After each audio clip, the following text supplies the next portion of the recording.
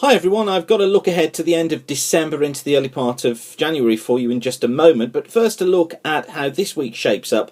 And many of you telling me on Farmers Weather Live that you are just making the most really of the dry and relatively mild conditions. Feels more like autumn out there, doesn't it, than winter? And I think really that's just the shape of things to come through the course of this week, still staying largely dry. We've got fronts that are passing their way eastwards. They're bringing some outbreaks of drizzle and rain to parts of Scotland, western parts of Wales and the far south of England too. Those fading away, but I do think that across western Scotland we could find some heavier bursts of rain through the day. Isobars quite close together, so fairly breezy, particularly through more northern areas, lighter winds to the south. Now for Monday morning, fair amount of cloud around. I think bits and pieces of drizzle for the far southwest of England, western Wales, northwest England, western Ireland, and probably most of it for the north and the west of Scotland.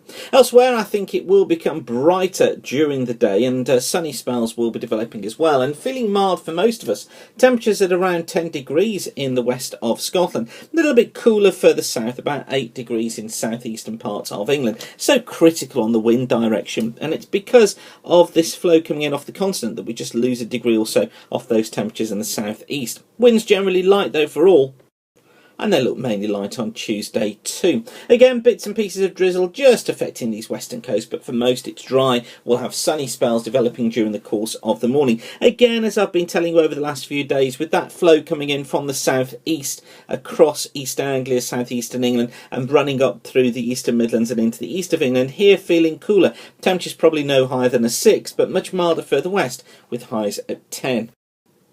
Wednesday looks to be another fine day as well. I think once again dry conditions for most. Bits and pieces of drizzle for the far northwest of Scotland, perhaps a little bit in the far west of Ireland, but mostly dry, bright, and some good sunny spells developing actually through the afternoon. Again, we're going to have this cooler southeasterly flow, so temperatures may only get to around 5 degrees across the Eastern Midlands, northeast England, East Anglia and the far southeast during Wednesday afternoon. Probably up to around a 9 in Wales, perhaps a 10 across western Scotland and Ireland. But the message again is a largely dry day. Thursday sees high pressure in control once again. You can see it there off towards the southeast of the country. And once again, I think that on Thursday, it looks as if most of us are going to be in for a dry day. Now, as on previous days, I think the coolest of the air probably across eastern parts of England, southeastern parts of Scotland as well. Here we could find temperatures perhaps at 5 or 6 degrees. For the west, we're going to be looking at a 10 in the southwest, probably around a 10 in Northern Ireland, and around a 9 for western Scotland. Notice more rain affecting the north and the west of Scotland, as well as the west of Ireland through the course of the day on Thursday, but most other areas tending to stay dry. On Friday, hints of a change starting to develop through Friday as the southwesterly flow picks up. I think what that will do is gradually bringing more outbreaks of rain during the course of the night, particularly across more western and northern areas. That tending to turn more persistent through the night as well, and I think what will happen is that these fronts will slip their way eastwards during the course of Friday, bringing cloudier conditions to most and outbreaks of rain. But East Anglia and the far southeast probably staying dry. I think some more persistent rain returning into western Scotland and Ireland late on again too. So overall a more unsettled day through Friday, although I have to say there's a bit of a question mark over the detail of this one just at the moment. So a general deterioration of conditions as we get to the end of the week and into next weekend. But what about beyond that? Well, this is the output from the CFS model. It's a long-range model that we use, and it's good for getting guidance, not for detail, but just for guidance as to how conditions progress. Now, this is the week 1 forecast, so this is from the 8th to the 14th of December. I have to turn these charts upside down because they're centred on the pole, and they're actually centred on the states. So if I don't, the UK basically ends up the wrong way up. So I've flipped them round for you so they become more readable. So this is the forecast for week 1, and you see there what it's doing is bringing higher than normal heights, and this is basically higher than normal pressure off towards the east of the country. So the wind's flowing around something like so. So there's that south to southeasterly flow that we're seeing, and of course the dry conditions. Generally we get a southwesterly flow across Scotland and Ireland, which is what's bringing those outbreaks of rain. Now, as we get into week 2, this is from the 15th to the 21st of December.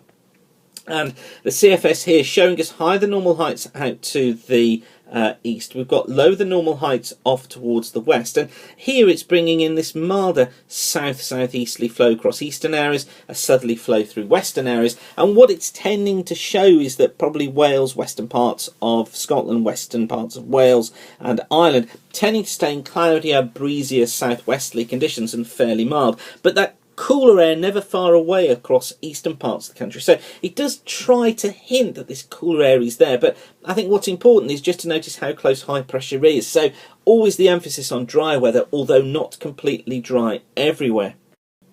And then week 3 looking like this. This is from the 22nd of December to the 28th of December. Again, high pressure out towards the west, low pressure towards the east. A trough out here in the east, and then we've got that big ridge, so the flow doing something like so during the course of the week, bringing in more of an east to southeasterly flow. Now consistently we've been seeing the idea that this period leading up to, or rather through Christmas week, so probably starting around the 22nd, 23rd, was looking to become colder. Now we're not talking desperately cold, and the reason we're not talking desperately cold is that although the winds are coming down from the Arctic, actually they're not getting that far north here, so we're not seeing desperately cold conditions.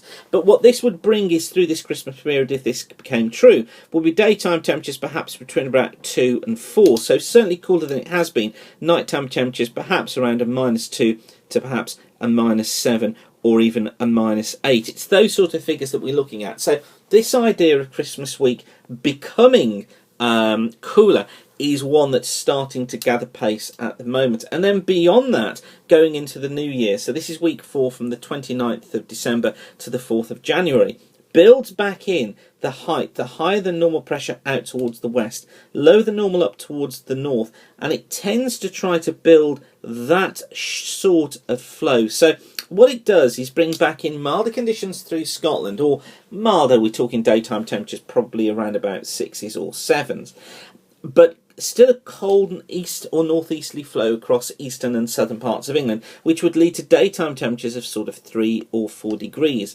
And with that high around, it indicates drier conditions being in for most of the country, possibly frosty as well. So originally I did have the idea of a windy southwesterly flow through Christmas and the New Year, but that seems to have gone. It's looking increasingly as if things become cooler through that period, and still staying in mainly settled conditions, but probably more winter-like than we're going to be seeing over the next week or so.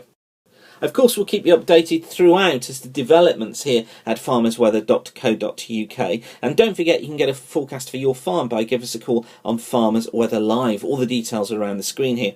But for now, whatever you're doing, have a great day and keep the sun shining. Thanks for watching, and bye for now.